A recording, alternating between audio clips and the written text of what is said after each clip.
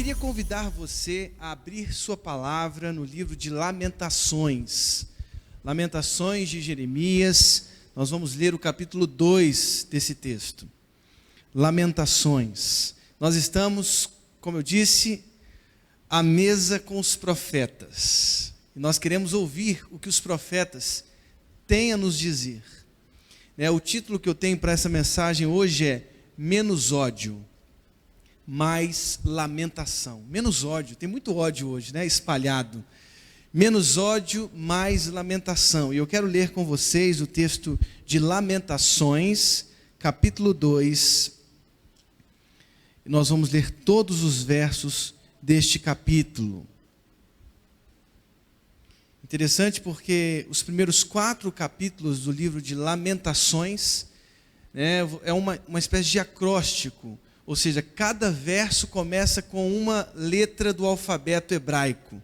Então você vai ver que em Lamentações, capítulo 2, você tem 22 versos que representam as 22 letras do alfabeto hebraico. Vamos ler então a palavra de Deus. Quem encontrou aí o texto de Lamentações, diga um amém. Amém? Então vamos ler a palavra de Deus. Diz assim: Como o Senhor cobriu de nuvens na sua ira a filha de Sião, precipitou do céu à terra a glória de Israel, e não se lembrou do estrado de seus pés no dia da sua ira. Devorou o Senhor todas as moradas de Jacó, e não se apiedou, derribou no seu furor as fortalezas da filha de Judá, lançou por terra e profanou o reino e os seus príncipes. No furor da sua ira cortou toda a força de Israel, retirou a sua destra de diante do inimigo, e ardeu contra Jacó como labareda de fogo que tudo consome em redor.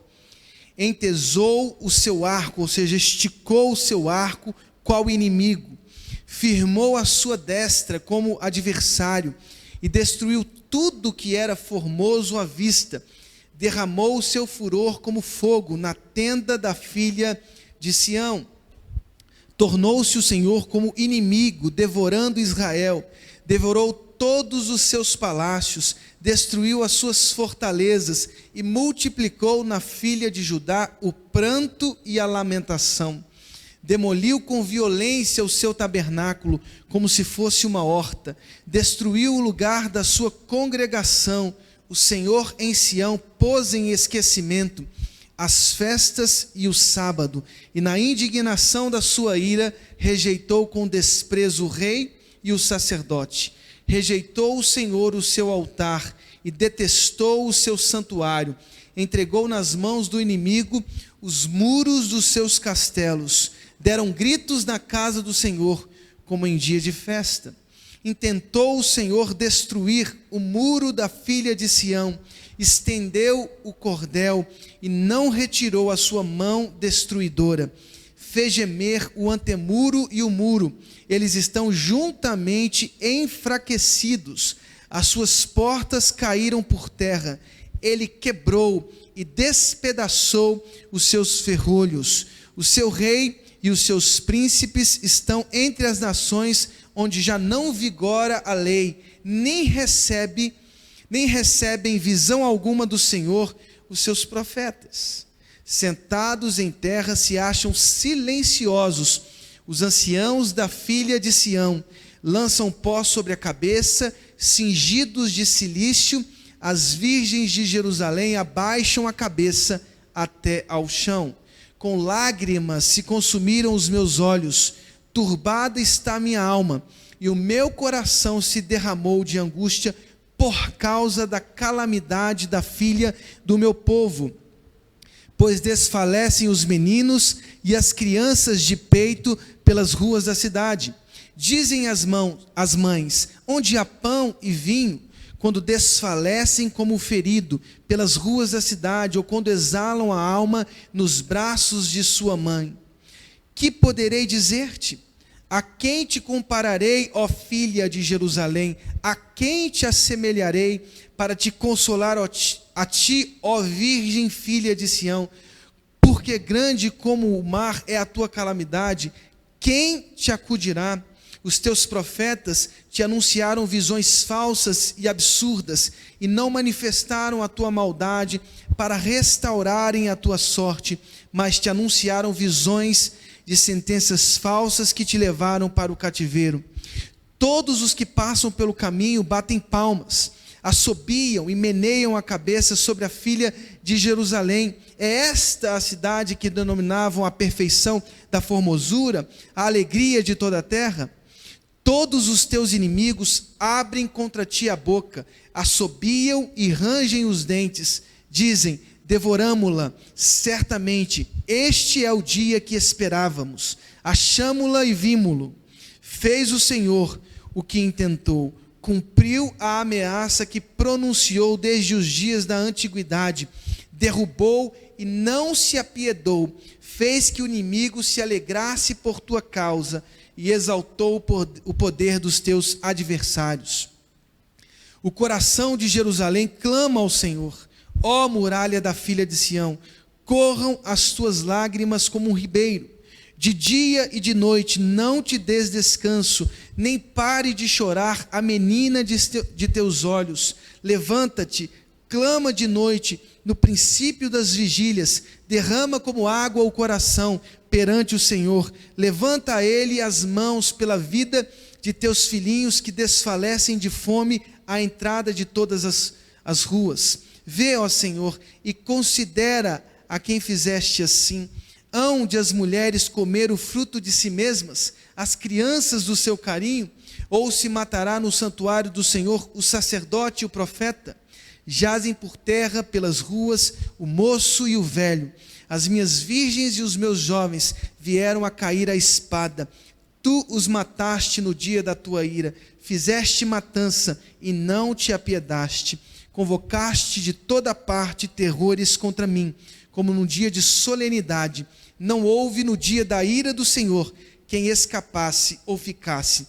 Aqueles do meu carinho, os quais eu criei, o meu inimigo os consumiu.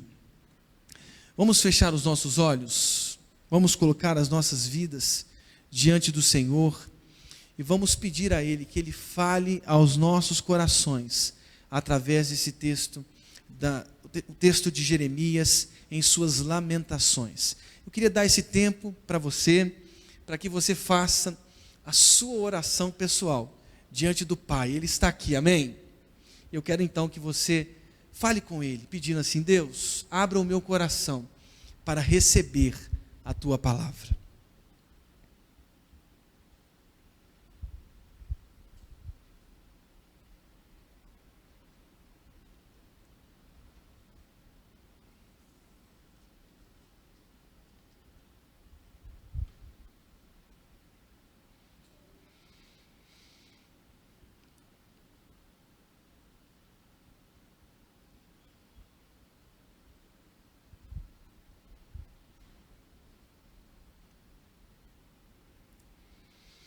Deus, muito obrigado por mais uma noite na Tua presença.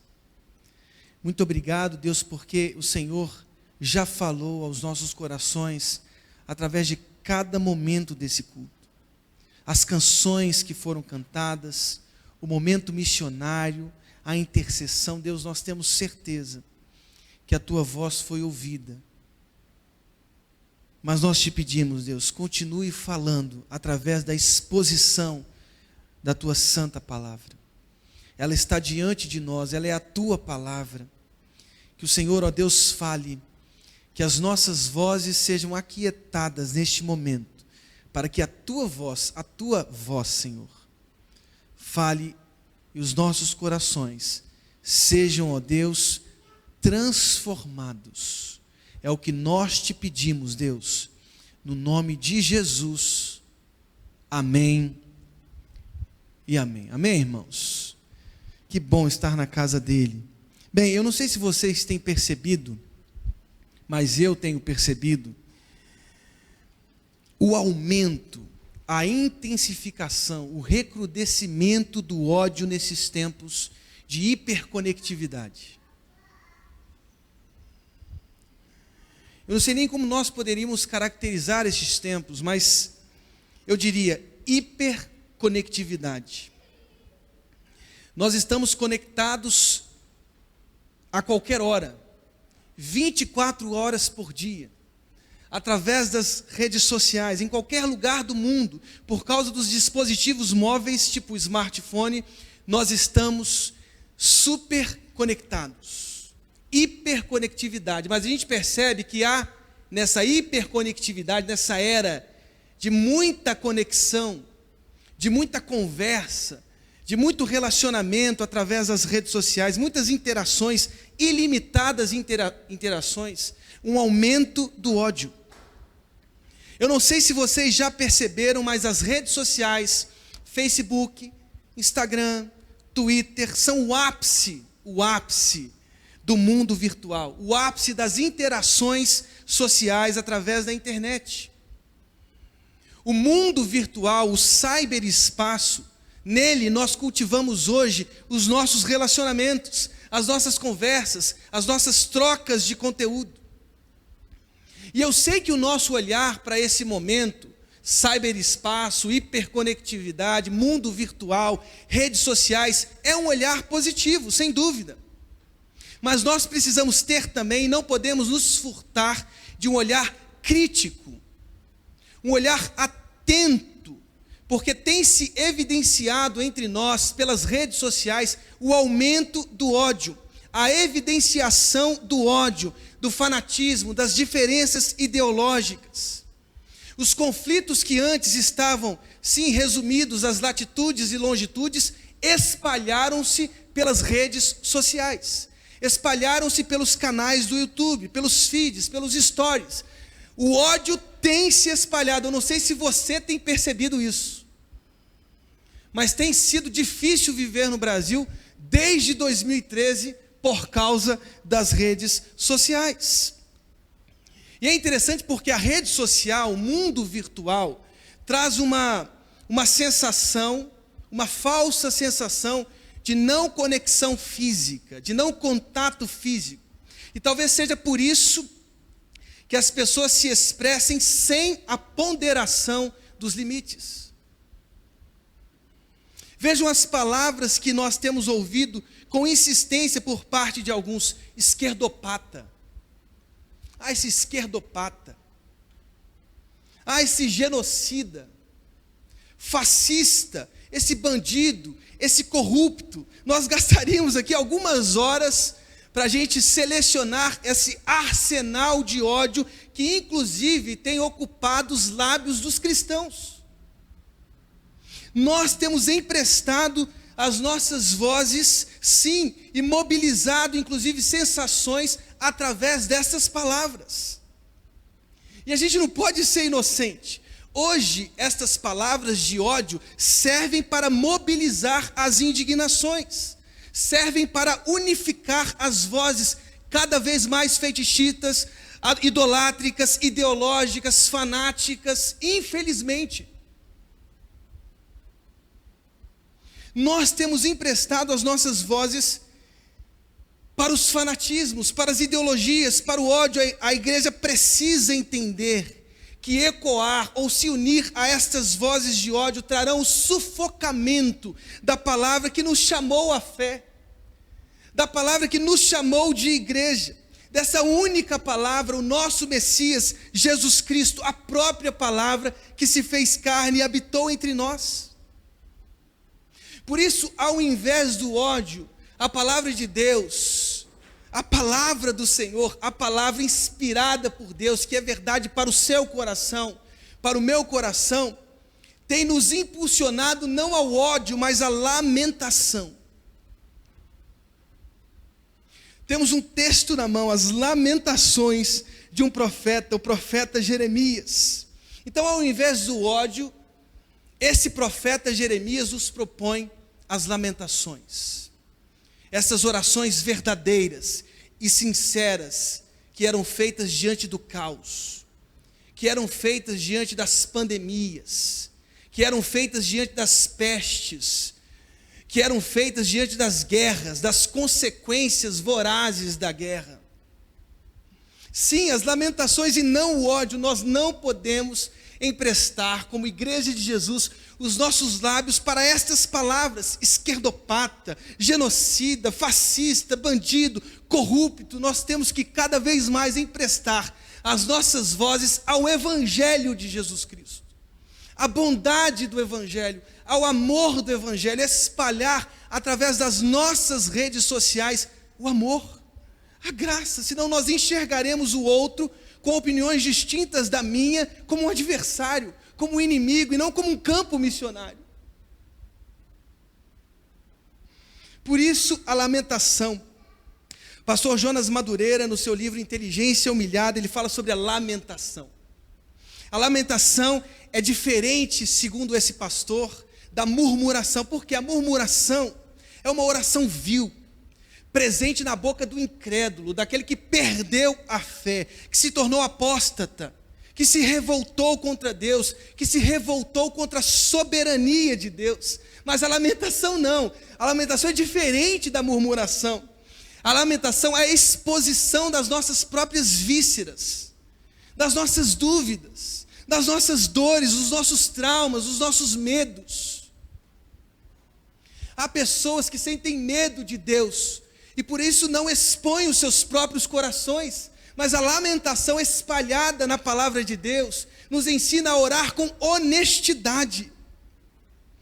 É uma oração que não se vendeu ao triunfalismo, é uma oração de homens e mulheres corajosos, corajosas, que expõem o seu coração demasiadamente humano.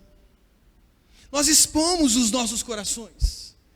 A gente diz o que nós estamos realmente sentindo. Vejam só as lamentações dos salmistas, as lamentações de Jó, as lamentações de Jeremias, as lamentações de Jesus, nos mostram que o único caminho para enfrentarmos este tempo pandêmico sem vender os nossos pratos de lentilha, a nossa primogenitura por prato de lentilhas, é a lamentação. A única forma de superarmos através da fé é a lamentação. Nós não podemos vender mais a nossa primogenitura. Não podemos mais vender a nossa essência cristã. Somos servos de Deus. Não podemos vender por pratos de lentilhas. Nós não podemos vender mais as nossas vozes para o ódio. Nós não podemos mais vender as nossas vozes para essa indiferença. E vejam, parece que as redes sociais não são contato físico, mas provocam o contato físico. Provocam as revoltas, provocam as guerras, provocam as separações, provocam os distúrbios. Nós cristãos somos pacificadores. Bem-aventurados são os que promovem a paz. Eles serão chamados filhos de Deus. Nós promovemos a paz, não o ódio. Nós promovemos o amor, não a indiferença. Nós promovemos através dos nossos lábios. A única forma é a lamentação. Por quê? Por quê? Porque a lamentação é a única forma de vencermos esse tempo tão difícil que é o tempo pandêmico. Os sofrimentos pelos quais estamos agora atravessando. Por quê? Porque as lamentações, primeiro, olham corajosamente para a força constrangedora dos fatos. As lamentações, anotem aí, no seu coração, as lamentações olham corajosamente para a força constrangedora dos fatos. Qualquer olhar que tenta negar o que está óbvio é alucinação, é delírio, é insanidade, irmãos. Há pessoas ainda que não creem estar atravessando um tempo pandêmico. Tornou-se insano, delírio, está óbvio, está claro, e a lamentação nos ensina a olhar corajosamente para a força constrangedora dos fatos. Vejam as palavras do profeta Jeremias. Jeremias está ali nas lamentações, localizado depois das devastações do Império Babilônico. do cerco, da destruição dos muros, do templo, de toda a dignidade de Israel. Eles acabaram com as festas públicas, eles acabaram com as alegrias das festas públicas. Os gritos de alegria foram substituídos por gritos de aflição. Jeremias está ali lamentando, escrevendo as suas orações de lamento, diante de um caos que está ali óbvio, evidente. Ele não quer disfarçar. Ele diz: como o Senhor cobriu de nuvens na sua ira a filha de Sião. Veja a expressão que ele usa, expressão que aparece várias vezes em Isaías, Jeremias. Filha de Sião, o carinho, mas agora filha de Sião, aquela que tinha uma situação privilegiada, está derrotada, destruída. Uma fumaça cobre as nuvens, a poeira cobre a filha de Sião. Vejam as palavras sinceras, o constrangimento dos fatos expressado aqui. Devorou o Senhor, diz o texto no verso 2, todas as moradas de Jacó.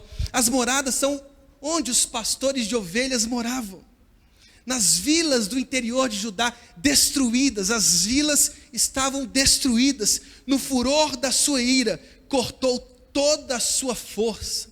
A palavra hebraica aqui é chifre, que é um símbolo do Velho Testamento, do Antigo Testamento, para o poder. O poder da filha de Sião exauriu-se, destruiu-se completamente, cortou toda a sua força, destruiu tudo que era formoso, derramou o seu furor, destruiu as suas fortalezas, multiplicou na filha de Judá o pranto, a lamentação, demoliu com violência o seu tabernáculo. Deram gritos na casa do Senhor, sim, mas não eram gritos festivos, eram gritos de aflição. Veja só, Jeremias, este profeta, sempre corajosamente avisou, sempre foi sincero, enquanto todos os outros profetas mentiam, prometiam um futuro falso. Aliás, hoje nós temos muitos profetas que prometem futuros falsos. No meio de tantos profetas falsos, esse profeta sempre mostrou com clareza, com convicção, porque ele falava a partir do Senhor. Falava cheio do Espírito Santo de Deus, que viria um caos sobre a terra de Judá. Jeremias foi um profeta que condenou, sim, uma falsa teologia, uma falsa sensação de prosperidade. Jeremias enxergou com os próprios olhos que o pecado de Israel precipitaria o povo ao exílio. As lamentações, elas não nos fazem esquivar dos fatos, esconder dos fatos, não.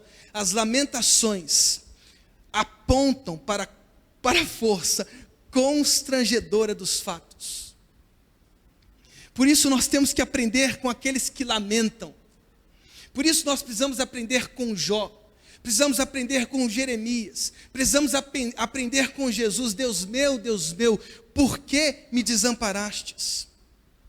Segundo, por que nós precisamos mais lamentação e menos ódio? Por quê? Segundo, porque as lamentações, elas nos levam dos sintomas às raízes da enfermidade. O que o profeta Jeremias, em suas lamentações, a partir do verso 13, diz é o seguinte, eu leio para vocês. Ele diz: que poderei dizer-te? A quem te compararei, ó filha de Jerusalém? A quem te assemelharei para consolar a ti, ó virgem filha de Sião? Porque grande como o mar é a tua calamidade. Quem te acudirá? Os teus profetas te anunciaram visões falsas e absurdas e não manifestaram a tua maldade para restaurarem a tua sorte, mas te anunciaram visões de sentenças falsas que te levaram para o cativeiro. Porque as lamentações são tão fundamentais para esse tempo hoje? Porque além delas evidenciarem os fatos óbvios, elas também levam-nos dos sintomas às próprias raízes das nossas enfermidades. O que precipitou o povo de Deus ao exílio? Nós temos que entender o que a palavra de Deus está dizendo.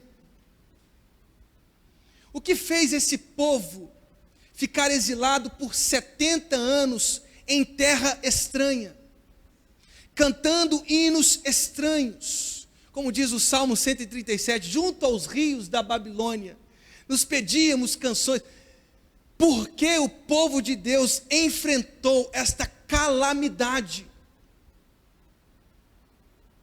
Quais foram as raízes? Não adianta analisar os sintomas, temos que ir às raízes dos problemas. Tratar sintomas não resolverá o mal.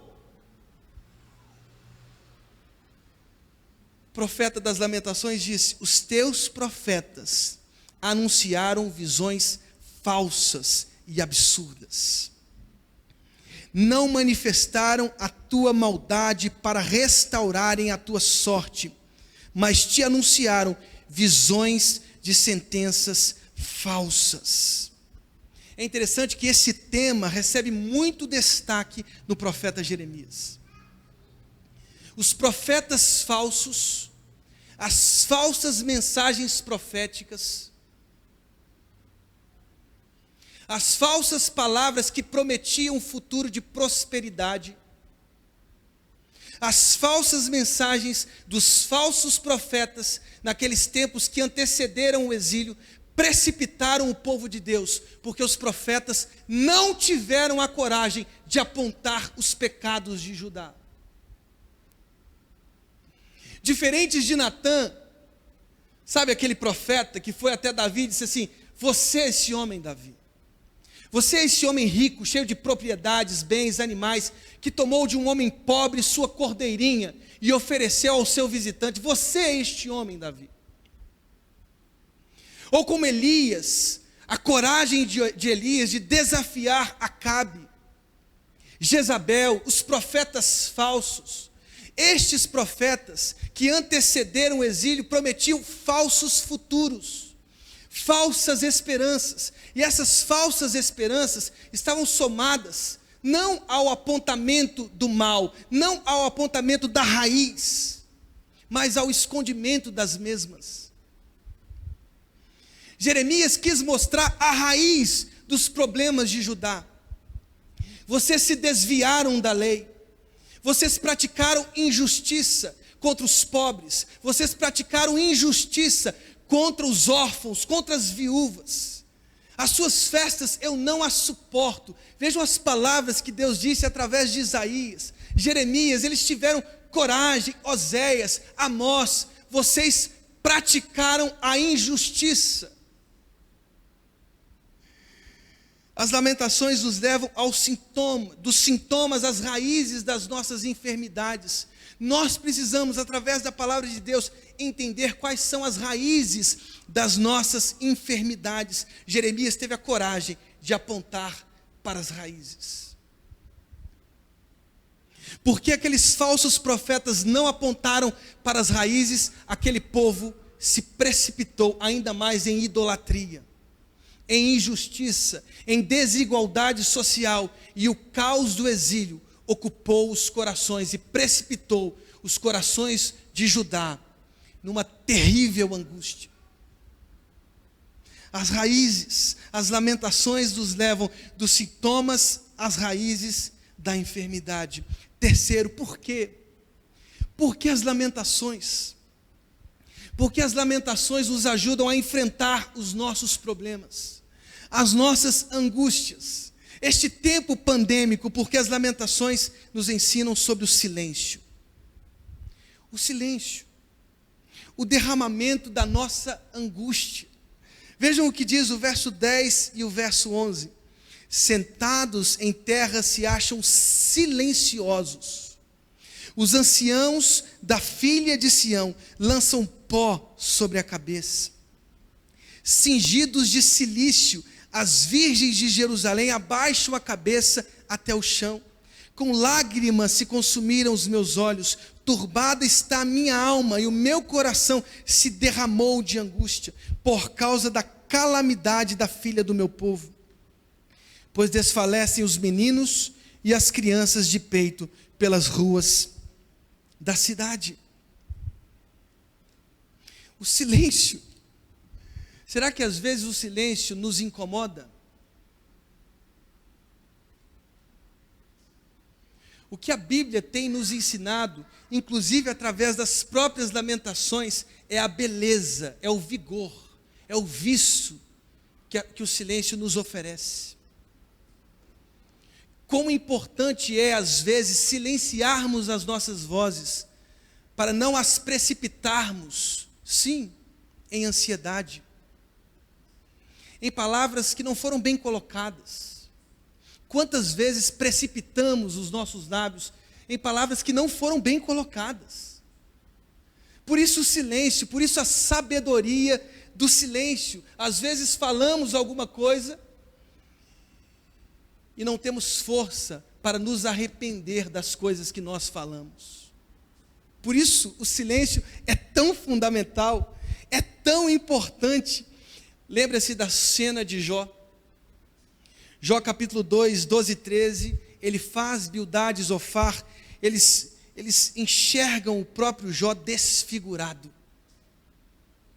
O corpo de Jó, pústulas se espalharam, tumores se espalharam no corpo de Jó. E aqueles 3 amigos, ele faz Bildade e Zofar, quando viram, rasgaram o seu manto.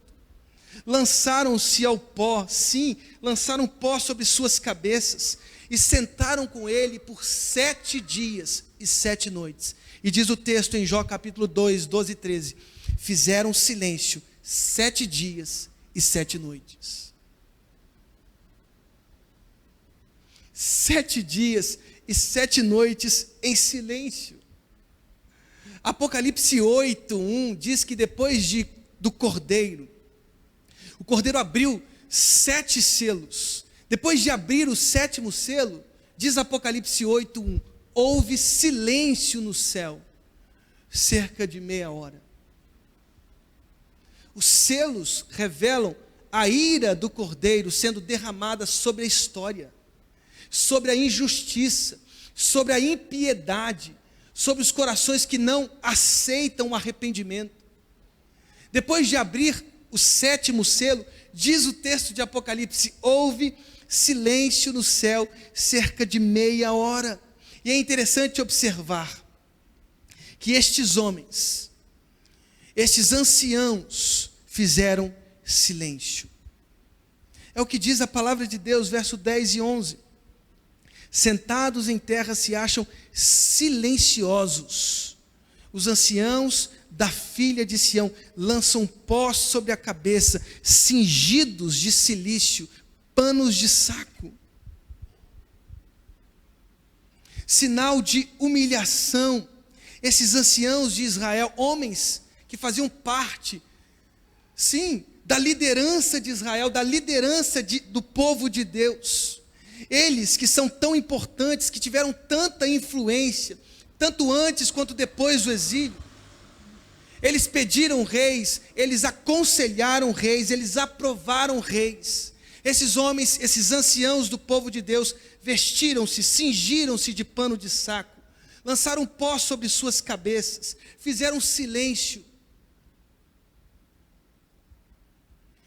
Na destruição que Israel atravessou, eles perderam a função civil, sim, foram reduzidos à calamidade, à apatia, ao lamento. Eu acho que nós estamos vivendo um tempo em que os nossos anciãos de Israel, as nossas autoridades, deveriam se humilhar diante de seu povo.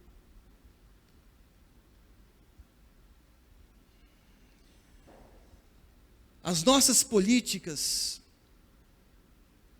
têm se mostrado prostituídas, cada vez mais prostituídas. As nossas autoridades deveriam fazer como esses anciãos de Israel. Eles deveriam se humilhar no pó, vestir pano de saco, humilharem-se diante do próprio povo brasileiro e pedirem perdão.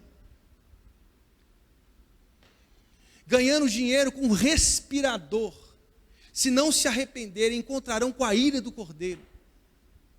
Com a ira do Cordeiro. É tempo de nos humilharmos, igreja de Jesus. É tempo de vestirmos panos de saco. A lamentação nos ensina a beleza do silêncio, a beleza do arrependimento. Precipitamos tanto as nossas vozes, somamos as nossas vozes aos delírios contemporâneos. Sim, infelizmente, a igreja tem que se humilhar com pano de saco, jogar cinza em suas próprias cabeças, não emprestar as nossas vozes para o ódio, não emprestar as nossas vozes estigmatizando outros que pensam diferente de mim. Não, nós não podemos fazer isso. Somos a igreja de Cristo, somos o corpo de Jesus Cristo. Nós temos que humilhar para ensinar às nossas autoridades o que é ser povo de Deus, o que é ser povo de um único Messias. Quarto e último, por que menos ódio e mais lamentação? Porque as lamentações nos ensinam que não é proibido chorar. Não é proibido chorar. Diz o verso 18 e 19: o coração de Jerusalém clama ao Senhor. Ó muralha da filha de Sião, corram as tuas lágrimas como um ribeiro. De dia e de noite não te des descanso, nem pare de chorar a menina de teus olhos.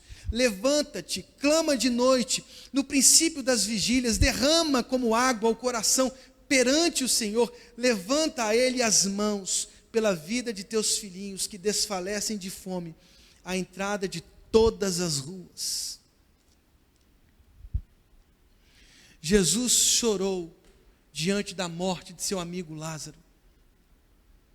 O verso 35, se você nunca decorou um verso, eu vou te ensinar a decorar um verso hoje. João 11, 35, diga assim: Jesus chorou. Repitam, vamos lá. Aí, ó, decorou um versículo. Se alguém perguntar assim, decorou um versículo?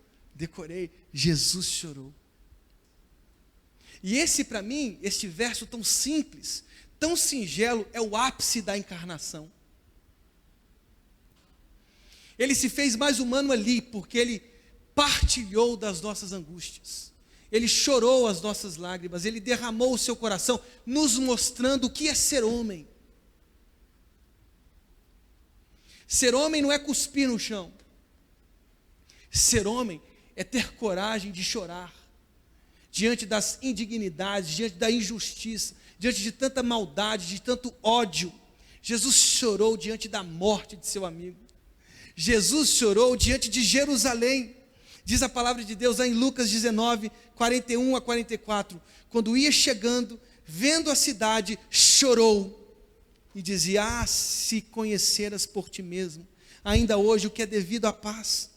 Mas isso está agora oculto aos teus olhos, pois sobre ti virão dias em que os teus inimigos te cercarão de trincheiras. Jesus chorou diante do caos que sobreviria à terra de Jerusalém.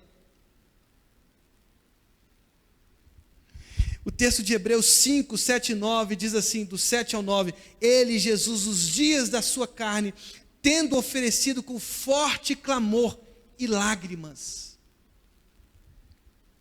Esses três textos nos mostram que Jesus chorou diante da morte.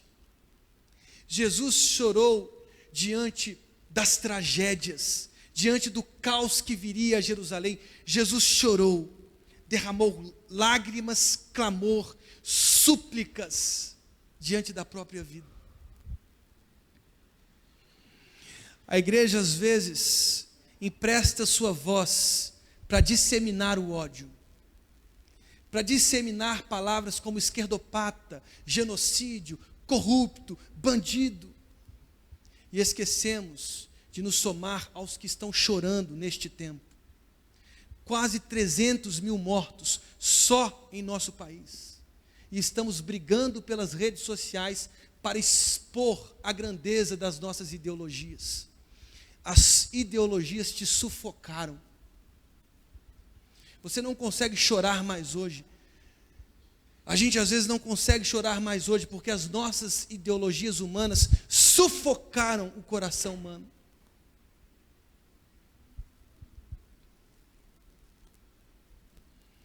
mais choro, mais lamentação, mais arrependimento, mais pano de saco, menos ódio, mais amor, mais partilha, mais oração, emprestar ombro. Esse é o papel da igreja de Jesus. O papel da igreja de Jesus é ser ombro, é ser consolo, é chorar com os que choram. Que Deus tenha misericórdia das nossas vidas e que as lamentações nos ensinem mais a chorar, a orar com sinceridade, do que a disseminar os ódios que já pervertem os nossos corações e nos levam às iniquidades, às injustiças. Que Deus nos dê um Brasil melhor, a partir da igreja de Jesus Cristo, a partir do evangelho, a partir do amor, em nome de Jesus. Amém. Vamos orar? Eu queria que você se colocasse de pé.